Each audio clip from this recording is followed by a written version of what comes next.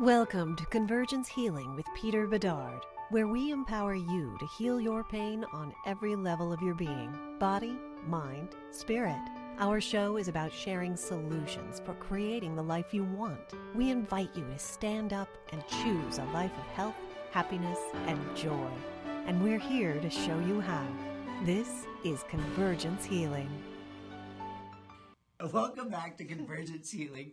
I am so grateful to be here and to share all this work with you. I really pride myself on bringing guests to you that are important to me. And this beautiful woman sitting next to me with a lioness hair is my adorable friend Kim. And it's Cuhendis Klaas, is the formal pronunciation of her name. Kim is a doll. She's actually worked with me personally. She's helped me get through a lot of things. So I believe that healing is something that must be done physically, emotionally, and spiritually. And, just let's say somebody broke a leg, right? That's a physical injury, like one of my professional athletes or something, right, that I work with. Let's just say they broke their leg, but honestly, their heart or their thinking might be more wounded. So when they heal, because that part of them, there's a lot of pain in their leg, but the heart might be in a panic over how am I going to survive, what's going to happen, am I going to be able to support my family? The thing that they've wanted to do their entire life and been striving for as an athlete suddenly may be taken away from them. And that broken heart needs to be healed. And same with those thoughts. If they're in that panic and they're in that worry and that fear, that is almost more painful than the physical experience of the broken bone. And Kim helped me work through even some of my own experiences. I believe that we have to heal on all these levels, and so she's part of my support team.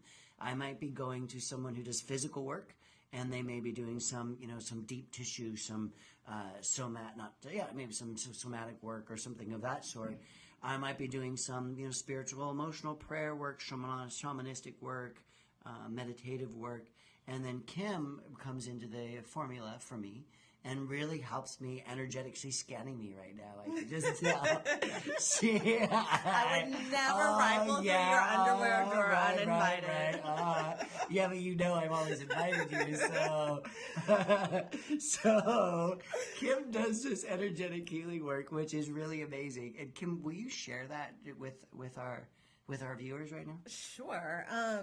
I really like the example you used with the athlete and the broken leg. Because everything you talked about was right. But the other piece is sometimes we can't heal because we've held energy in that area of our body as well. Absolutely. And so I've worked with people who had what should have been very simple surgeries, like appendectomy, that had horrible. That doesn't sound like a very simple surgery to me. Common. But yes, we'll just say it's a common. Yeah, simple. One typically gets over quickly. Yes, absolutely. There's one particular person. He had pain for months afterwards, and it turned out that whole area of his body had been a place where he was storing a lot of trauma, actually, and. Trauma and shame are the really big things that we store in our body that tend to really wreak havoc and be the underpinnings of the rest of the junk in the trunk, right? The anchor, if you will. Right. In our the rest of our crap. The rest of our crap, and that's a technical term. It is, yes. We're going to use it quite often. The rest of our crap. Yeah. So when we're talking about scientific things, all right. So in our previous episode, we were talking a lot about the subconscious and traumas and shame and how we hold those things. And our guest Gary Stewart was actually giving us sort of processes for working through that shame and that type of stuff. And I love that you're bringing that up because I really truly see this in a lot of people. I think we're walking around with these experiences that get stuck in our bodies, right? And they're energetic experiences. Some people may say, well, it's stuck in my head because it's a loop that constantly goes in the head, and that's possible too. Absolutely. But there's these energetic things. If you were beaten up as a kid, or you were wounded or traumatized physically in the world or anything like that, we hold that emotion in our bodies, especially in that part that may have been, or that shoulder that was twisted back because you were bullied, or that gut because you were punched in your stomach or something like that. We hold that in. Absolutely. And now you've really helped people remove those energetic blocks to healing. Yeah, and a lot. When I first started doing this work, something that really surprised me was how much energy that we hold that originate from ancestors, as well as the people around us. Right? Like it's a double whammy. So we have energetic DNA the same way that we have physical DNA. That's interesting, because I don't think most people really grab that. What does that mean? We have energetic DNA. Well, it's the same thing. Like, mom, dad come together. You get half your DNA from your mom, half from your dad. Some of it, some percentage is turned on of each, right? Same thing with energetic DNA. Right. So a classic example is if somebody had an ancestor that survived the Holocaust, right? That trauma will be, and that's an extreme, I'm using it because it's an extreme example. It's a great example. But that trauma can be passed down for... You see it. Oh, absolutely. Yeah, passed down in families. Okay. It can be passed down. I've seen like 7, 8, 9 generations of trauma being passed down. And so I see this a lot here in LA. I have several friends, and please, I'm saying this out of love. I have several friends who are Armenian. Yeah. And the genocide was a horrible thing. Absolutely. But they teach their children, and it's not that they teach their children the history. They teach their children the wound, and they teach their children the anger and the hatred, and those. Well, they keep that old wound and that old trauma. It's festering. It's triggered, still open. And exactly. They keep it open and triggered and. Absolutely, and I've seen this with, like, you gave the examples of the Holocaust, and and I see these examples in the LGBT world. Our show is really, our audience is LGBT as a primary focus, and they hand the shame down, the wound down from family member to family member. Absolutely, I also see it in very religious families. Right, and I mean, this is the other thing that I was thinking of earlier when we were talking about the shame, is I work with people. All over the world at this point. And I will tell you that shame is a very American trait. My European clients, not a lot of shame. I mean, something happens, they may, they may have guilt, but the shame is so entrenched here from our puritanical. Absolutely. It's been talked about for generations, right? Puritans. I don't care if you think you're an atheist. You live in a puritanical society, and that energy is still. I see this with my female clients a lot. Oh, please. Absolutely. Oh, please. Seriously, women are their worst enemies. They will keep themselves small. When these last elections and stuff were going on, I was seeing women on TV being interviewed about the candidates, and this one particular woman was saying about Hillary, about her being a potential president, where they were saying that women shouldn't be allowed to be in the office. Women shouldn't be allowed to be because they're in the Oval Office because they're too emotional. That made me so angry, right? Because that woman that's saying that is denigrating herself. She's saying she's not worthy. She's not good enough. She's not an equal to a man. Well, I was just going to say what she's doing is projecting her own insecurities about herself. Exactly. But that's a puritanical thing. Oh, absolutely. It's a patriarchal. Women are not valued, not as important. Right. And that pisses me off. For everybody, that makes me so angry out there, right? And we have to get rid of that shame. We can't keep carrying that around with us. And so what is shame? Shame is not a physical thing. It can show up, right, as a physical thing. Oh, absolutely. But it's not like somebody punched you, right? Yeah, no. Shame is the deep-seated belief that I am horrible. I'm not enough. I'm not enough. I'm unworthy. I'm horrible, right? Like I'm a horrible... Even just saying that just makes lowly person, as opposed to guilt, right? And I think that's something that gets really confused. Guilt is, I feel horrible because I did a bad thing. Shame is I am a bad thing. Right. You know, right? I Like used to that be there. Core. I used to absolutely be there. Shocking surprise, huh? You and me both. Absolutely, man. Which is why we do what we do, right? I mean, yeah. we used to, usually people who do this type of work, whatever type of healing work it is, started at a point A that was right. unpleasant and figured out how to get up out of it and realized that they could help somebody else do the same. Yeah. Yeah, I had so much shame just because of my sexuality and who I am in the world. Mm-hmm. And then because I had shame, I would do things that were shameful. So then I created more shame to actually perpetuate because it was part the of shame. your identity. Right. And then I was ashamed of my body, right? I was terribly ashamed of my body. I had such body issues, right? I would look in the mirror and I would see a monster. And I was there was the feeling, it wasn't just embarrassment. I was ashamed of who I was, you know, and working with people like you can help remove that shame. It can help Absolutely. on that energetic level. Absolutely. And typically, is it okay if I talk about the work for a second? Yeah, or can please. I just jump in? Yeah.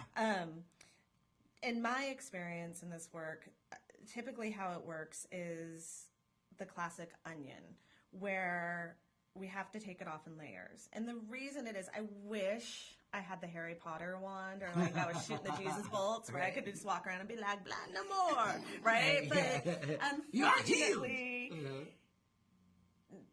humans aren't ready for that, right? Like, our subconscious is created to keep us alive. Right. It's not created to make you comfortable. Survival. Right? It's pure survival. It has nothing to do with happiness or feeling good or anything else. Now you can use it once you tap into it to create those things. For sure. But where I was going with this is, if the majority of your life has been in a shame or a painful place, your subconscious is your biggest enemy in trying to get up out of it, because your subconscious says, I don't really care that you're in pain. Only thing I care about is that you're alive, and we know how to stay alive like this. Right. We know how to function. We know how to stay alive. Yeah. It's why I say my heroin addicts keep shooting up, because they consciously know, hey, I really don't want to do this anymore. And they have a strong desire to not want to do it anymore. Right? It's a guy sitting at the bar ordering his 10th drink. You know, his conscious brain says, yeah, hey, dude, don't order that drink, put it down. But the subconscious says, you need that. That's how you know how to survive. Right. We don't know what sobriety looks like or feels like. Mm-hmm. And it's terrifying because we're carrying so much shame. And this is the thing about emotions. When emotions are huge, right? When they're, I hate the word triggered, it's so overused, but when they're so inflamed, it is what it is. Yeah. But when emotions are so huge and so inflamed, they can make you feel like you're going to die. Mm-hmm. It's not logical. We're not logical beings. We try to be. Right? We try to be. It doesn't really work. But what you want to do is you have to peel it off into layers, because what happens is you take the first layer off, and then you have to let that integrate, and the subconscious can come back around and say, oh, we didn't die. Right. Oh, okay. Wait a minute. And then it'll actually release another layer. Mm-hmm. And then by the time you get to the thing that's a source of the shame, so much of the emotional charge has been taken off that it's just not that big of a deal, and it goes like that. And in the moment, it feels like it goes like that. Right. Right? But it took some time to get down to getting the permission and giving that part of yourself the knowledge that it's not going to die and that it's safe to live without it and how to do it. All right, so we're going to come back and take a look at that experience of being safe and removing those layers. All right, so stay tuned, and we'll be right back. Hey, everybody, thanks so much for tuning in. If you're interested, check out convergencehealingteas.com. You can try all of these yummy, delicious teas that are actually crafted in my home kitchen to help you feel better. We have a Sleep Well blend, a No More Anxiety blend, and all of those ingredients in there are designed to help you feel better through the traditional qualities that Mother Nature has to offer. Check it out. All right. Hey, so welcome back. I hope you guys had a great little break there, and a little shout out to my teas. This is my No More Anxiety blend here on the table. It's one of my favorite. It's the No More Anxiety blend? Yeah, No More Anxiety, yeah. Well, that would explain why I'm feeling a little You feel a little bit slippery and sleepy. Oh, you are getting a little sleepy, huh? Exactly, but I was wondering if somebody slipped me a roofie, because I was like, I'm somewhere between sleepy and horny. Well, I don't know if that has anything to do with my tea. My tea will make you calm and relax. It must just be being, in proximity to the greatness. Oh, great. I like that. I need to have you on my show more often. I know how to get an invite. Right? Oh, boom chakalaka. All right, so that brings me to an interesting thing because, for years I struggled with a lot of shame. I had a lot of body shame. I was saying to you earlier on our break that I don't have any mirrors in my house. I have basically 2 mirrors. I have the standard medicine cabinet mirror, and then I have that little mirror that's a decorative frame that's in the corner of the room. The only way you can even see yourself is if you stand against the far wall, right? Mm-hmm. You don't walk in front of it. You can't see yourself in it. So I had such shame about my body and about how I thought people thought I looked, about opinions and judgments. And that's the interesting thing that I had to really work through. Mm-hmm. There was this whole opinion feeling of being embarrassed of who I was, and then having that shame upon that experience. Mm-hmm. So talk to us a little bit about that. Like, what do you do to help heal that type of stuff? It's different for every person, which is, let's be honest, it's kind of a bullshit answer, right? Like, it's different for everybody. Can't really go into that here. That doesn't. But generally speaking, what I find is that oftentimes body dysmorphia or that kind of projection, that type of self-loathing has nothing to do with the body. Like, right. When you really get in and underneath, it's something else entirely. It's a similar thing to, I'm going to use women and anorexia. Anorexia is almost never about their body, even though it becomes this thing of afraid of being fat and afraid of whatever. Mm-hmm. But really what they're worried about, it's really about control. Right. 99% of the time. When it's psychological. Now there's biological reasons why anorexia can kick on and women stop eating, and it doesn't have anything to do with emotional. I just want to be clear because I got my hand slapped once. But right. But when it is psychological, it's usually women or people really trying to gain control over something because they feel completely out of control of their life. Right. And so what we really do is go in and look at how to control your emotions, because people who are out of control of their emotions feel out of control of their life, right? Like, they feel like life is happening to them, mm-hmm. as opposed to being in control of. Obviously, we can't always be in control about what happens around us or what happens to us, right? If somebody runs a red light and hits our car, it's not our fault.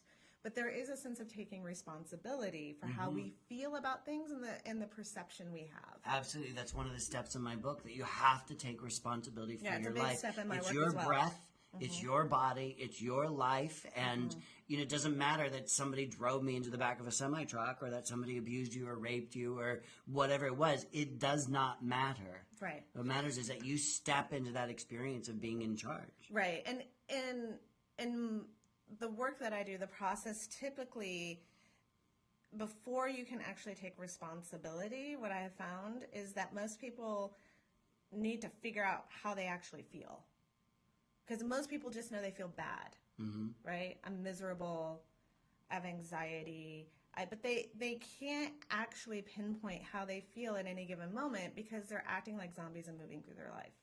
So they don't know how they feel in their job other than not joyous or not. I mean, my favorite is, I just want to be happy. It's such a bullshit word, right? Yeah. Like, happy doesn't really exist. It's like some, static spot on the top of the mountain. Right. That if I'm going to get there, and then I'll be there forever. And it's this mental construct that has no grounding. Like, people don't know what does happy feel like. Well, it's also, I feel like it's really bullshit programming to be a distraction, right? Like, there's always more to strive for. And really, I think what most people want is peace mm-hmm. and contentment. And part of that is being in control of your emotions, right? So if you realize in a moment that you feel fear. And you're able to be in control enough to stop and be like, what am I afraid of? Right? So can we do that? Let's say that Joshua is out there right now. Okay. And Joshua is really panicked about the next 4 years, about what the world's going to be like. Sure. For him. And he's a gay man. He's Sure. he's having a lot of anxiety about that. Okay. And what would you? So what first would you do with Joshua? we would look at, what are you really feeling? When you say anxiety, I get it. It's a physical sense in your body. But we try to drill down and see, follow that down, what's really happening. And underneath is typically fear. Right. So then we say, okay, so what are you afraid of? Well, I'm afraid that there's going to be social persecution, right? I'm afraid that my rights are going to be taken away. I'm afraid, of being physically harmed. I'm afraid of all these things. So you start to dial all of that back, and then you take them one by one. Have you experienced social persecution, right? First, we also look at what fear is stopping you from doing. Well, okay. Do you know what I'm saying? Right. So in the example that I would give is, I'm afraid to go out now because, I'm starting to get anxiety. Typically, Sure. how people show up is, I don't want to go out anymore. I'm so depressed since the election. I have all this anxiety. Right. They're starting to not function in some way. Mm-hmm. Then we say, okay, all of these things. Okay, I'm afraid of the social persecution. Okay, so since the election, has that started? And for some it has. Don't get me wrong, Yeah. right? But no, I just know somebody. Okay, absolutely, perfectly valid, right? But you keep moving through that, and you figure out what fears are valid and what fears are invalid. So let's say they were jumped, and so they actually had, or somebody said something to them. Now that the election is here, you better watch out because, watch Sure. your back because we're going to get you. And they made that threat was made or something to that person. Sure. So it's a real thing. That It is a isn't real just thing. a concept. Right. It's a real thing. How do we help them? Typically, it's triggering other emotions, like the shame that they've already been carrying, right? So we also look at that. What else is coming up for you around that? How did you feel when that happened to you? Right. What did it make you think of? And then we start to release that. And how can I talk about how an exercise in releasing shame? Yeah, Because please I do. actually If you want to do one, we can. Do it. Yeah, so what you would do is, if you're carrying a lot of shame, it works for guilt, it works for resentment, it works for rejection. The three biggest energy leaks are resentment, rejection, and shame. Shame. Save it. Thank you. All of a sudden, I just lost my. So what you want to do is you want to make a list, right? All the things that make you ashamed. Why are you a bad person? Every incident, and it doesn't have to be logical. Why do you think you're a bad person, right? Right. Every reason you're a bad person, because right now you're a bad person. Write it all down. Right. Why? All the things that happened, everything that ever was said to you. Okay, so everybody out there, either watching or listening to us, pick up a pen. Yeah, exactly. You're gonna write it all down. Okay. And I'm I've doing it in had my head. people. Uh-huh. I've had people write hundreds Really? of line items down.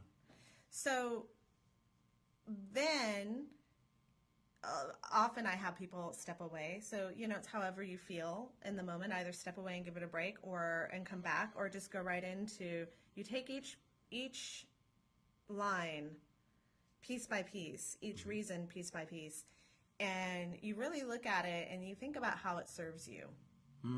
Right? Oh, okay. So there's a benefit from that. There's absolutely a benefit. Right. There's nothing in our, I don't use the term negative beliefs because I don't believe in negative beliefs or negative energy in the sense that anything you're carrying in your body served you at some point. Right. It had a positive at some point. Right. It helped you survive. It helped you survive. If it's coming up and causing problems for you now, it's not that it's bad. You just don't need it anymore. It just doesn't work anymore. Right. It doesn't work anymore. And so what part of my work is really acknowledging that piece, thanking it for what it did for you. Right. And then, that's a big part of being able to let it go and not having to keep it as part of our identity anymore in the bigger pieces.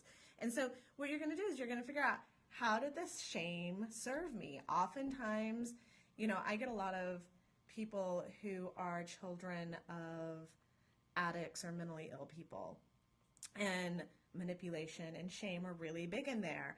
And you cannot survive as a child in the home of an addict or a mentally ill person if you're not a manipulator. Right. You know, like it's a survival tool. It absolutely is. But then you grow out of it and you leave your house and you don't. And it doesn't work anymore. And all of a sudden, and usually it takes a while to Yeah. figure out, like, oh, I'm manipulating everybody, right? And everybody gets mad at you and is right, angry and you're at you. so And, confused, right? And then, but the thing is, the manipulation isn't bad. It's a fantastic tool that kept you alive. Right, it's great in business, right? Well, it can be bad business. bad Yeah. business. But the point, bad middle management, like Exactly. those 80s, The Office with the mug. Anyways, but the point is it served you. So that's an example of like, oh, all that manipulation kept me alive. You know, and a lot of times, especially with a lot of my clients, manipulation is in the shame column. Oh, I'm so ashamed because I'm so manipulative. Interesting. And so you would write down, the goal is 3 to 5 reasons why it was good to have that thing, how it served you in some way. And we're all logical. We know, you know, being an asshole's bad, but it doesn't mean it didn't serve you, right? So the first thing is to write down a list of things that whatever comes up, why you feel ashamed. Why you feel ashamed, and then to write down 3 things per item, per line item, That's the that goal. say how you benefited, how it's been helping you to survive. Absolutely. Okay. How it What do you do benefits you in next? your life. What goes on next? Well, often that's enough to release the majority of that energy. Right, that awareness. That awareness. Right. That awareness is enough. So if it's not, and you'll know, because it'll still smart when you look at it, right? It still hurts when you're like, oh, I'm a manipulator, right? Or whatever it is. What I have people do is go back through and really think about why they were manipulating, right? And I'm going to use this as the example because it's so accessible.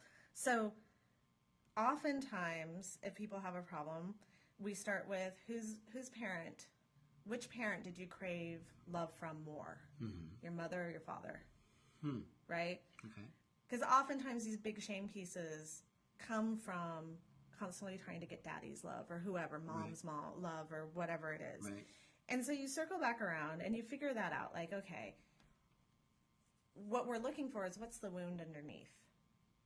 And you keep following it down, and pretty soon you realize you just needed your dad to tell you something as simple as I love you unconditionally, right? And what you can do at that point is write down all the things you needed to hear, whether it was from the parent or the sibling or whoever it is. You write it all down, and then you start to tell yourself those things. It's different from an affirmation. This isn't, I will be rich or I am rich when you have -5. This is actually healing an old wound. You need to hear, your subconscious needs to hear, you are loved unconditionally, right? Okay. So you tell yourself that as a mantra.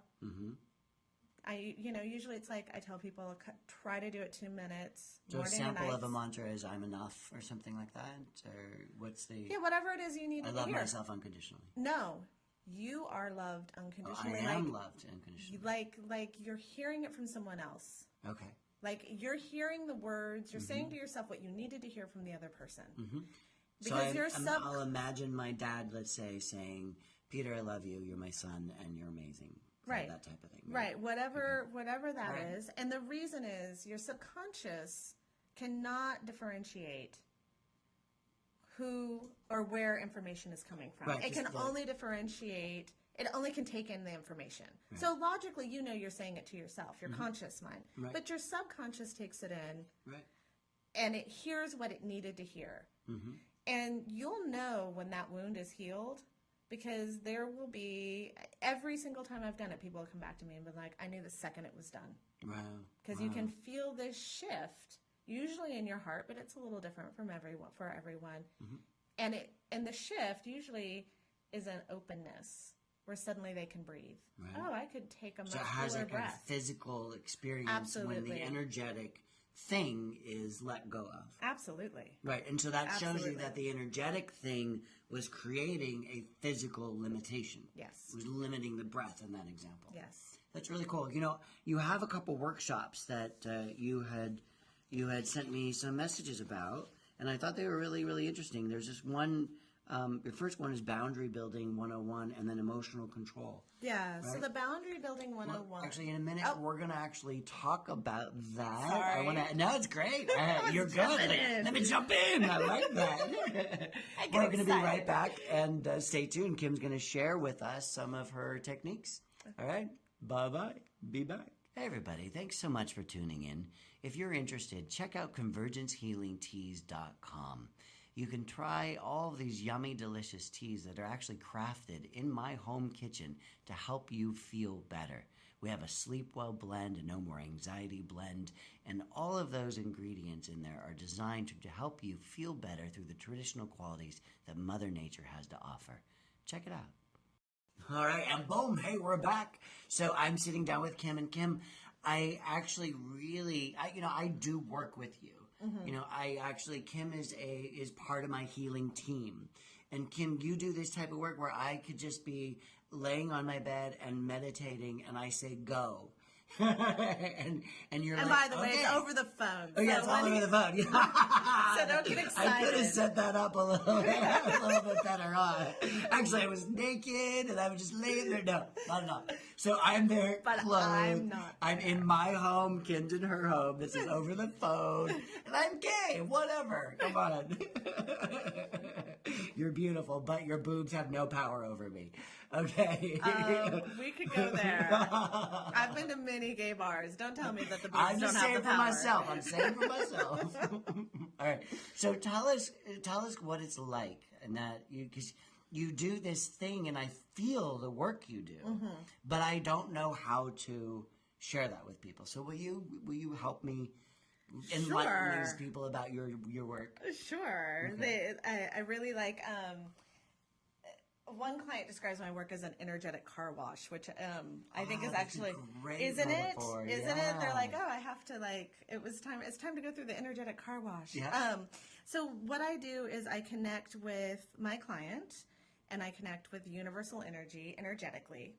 And like I said, it's always over the phone. I very rarely do anything in person, mostly because people, when you get to the meat of something, tend to run if you're in person. They have to go to the bathroom, or they need water, or whatever. And for whatever reason, it doesn't happen over the phone. So you can actually move through the work. But I connect with the client energy, and at that point I can start to feel what's going on in my client's body. And I scan their body, and then I find pockets, because it's not just the body, it's their energy field, right? Like their auric field as well. So there's this intuitive awareness that you an feel intuitive- into Yes. their energy. Yes. Okay. And so don't ask me how I do it. I've studied a lot. I used to ask people before I could do it, right? Or do it on control. I'd be like, how do you do that? And people are like, I don't know, you just do it. And now I'm like, I'm not. I don't know, you just do it. Yeah, now I'm that same asshole where I'm like, I don't know, you just do it. But yeah, I have an intuitive awareness, and I feel in my body. Some people see, some people hear. I can do both of those, but my strongest thing is I usually feel what's going on in somebody's body. And then I language that, and I say, okay, there's, anger stuck here, there's this stuff. And I can pull that out. And you have to be invited in for that, right? Absolutely. I can't do anything without permission. Right. I don't ask for permission for every, I set that up in the beginning, because if I asked for permission every time I did something, it'd be so annoying. You'd want to punch me in the face. But, that's always there. And sometimes people are like, well, I'm not ready to let go of that. Okay, cool. All right, I moving don't on. care. Next thing. Yeah. And You so can we keep move it. on. And I tell people, I don't rifle through your underwear drawer uninvited, and I can't see anything or feel anything that you're not ready to let go of. Right. So, as an example, I had a client who had been repeatedly raped as a 2-year-old by her grandfather. Oh my God. And she wasn't ready to, she knew it, she wasn't ready to deal with it. Right. And I don't know, maybe 6 or 7 sessions in, all of a sudden I was like, you were sexually abused as a very small child. And she was like, yeah, my grandfather raped me. And she's like, this is the first time I've ever talked about it or been okay to talk about it. Today was the very first day I felt like. So you had to do all that energetic work to get to that point. And that's what we were talking about with the onion, right? And you she didn't talk about it. No. There wasn't like a conscious conversation about this. No. So it was all on this energetic. Yeah. And so I just, energy, when it comes up and is ready to be dealt with, right, it comes into my sphere of awareness. And sometimes it's a knowing, or it's a feeling, or it's I'm better now. When I first started, when people's grief would come up, I'd be like, like it's yours. Yeah, because you had to I learn could not to feel have it it be you. so. Right. It was so palpable in my body. Right. And so now I've figured out how to be able to feel it and identify it without feeling it so intensely. So, but yeah, I mean, you learned how to be with it without making it yours. Yeah. And I'm not blindsided. I think the fuse at first it was always blindsiding me, and now I'm into it. But the layering. That's where the onion layer is really important. We were able to pull back those layers for her and take all the emotional charge off because, something like that happens, something traumatic like that happens, it becomes a magnet, right, for all the shame and the anger and the whatever. And so you're adding more and more and more. And then the glass is too full. It's always overflowing. So we start to empty those glasses out. And then it's like all of a sudden she could deal with the actual event because all the other crap wasn't sitting on top of it. Right. She didn't feel like she was going to die. That is an amazing, beautiful thing. So the fact that you could help somebody so effortlessly with a trauma that is so deeply wounding is huge. So I'm encouraging everybody out there to get a hold of this lady, or at least people who are working on those levels, because we need that. We have to consciously start healing and recognizing that healing isn't just something that we take drugs or do surgeries for. Absolutely. Or even in the holistic world, it's not something you just go and get a massage for or something like that. You have to address the actual wound on the level that it exists at. Absolutely. And so you got to do that energetic work. You got to do that physical work. Absolutely. And you got to do the mental work. It's one of the tools in the tool. In the toolbox. In the toolbox. Absolutely. I mean, I'm a very big believer as well in different somatic works and releasing trauma as well. Yeah. And I've worked hand in hand, and it goes so well. Like, it goes so fast when somebody's specifically working on the trauma in their body as well as the energetic together. It's unbelievable. So it's just where you are at any given point. And so tell us how people can actually get in touch with you. So how do they find you? You brought it up earlier. I have Boundary Building 101. So boundarybuilding.com. And that is a free master class, and it's a beginning class on how to build boundaries. Because we all need that. We all need boundaries. We all have most people have pretty porous boundaries. I got pretty good boundaries. You do. It took me a long time. No, you do. You actually have quite good boundaries, but you've done a lot of work. I have done a lot of work. Yeah. So, excuse me, that class will teach you very practical. You don't have to be woo-woo. There's not a ton of meditating. Some of it's very physical, practical stuff to be able to start to ground yourself and quit taking on everybody else's shit.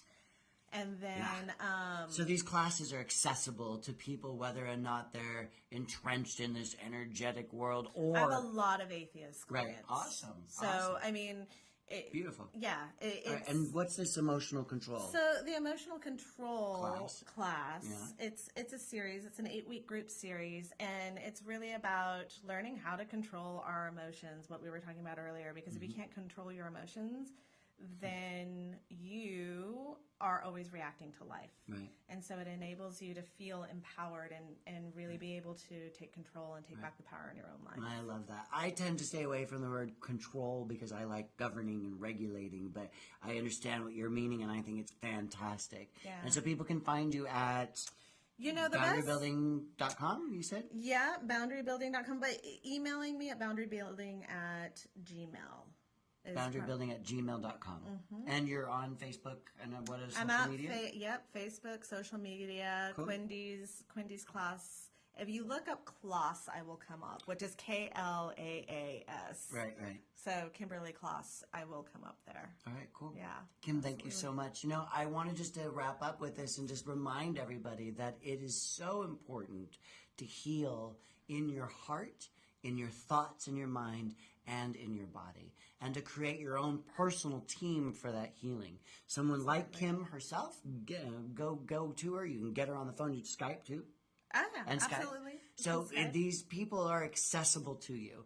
Invest in yourself, love yourself, and make it a great day. Thanks for tuning in to Convergence Healing. Oh, and send us your questions. We want to hear from you. All right. Bye-bye. Bye. Thanks for tuning in. Today's show was produced by Jennifer McCann, Peter Bedard, and Satara Jacobs, with editorial oversight by Aaliyah Daniels.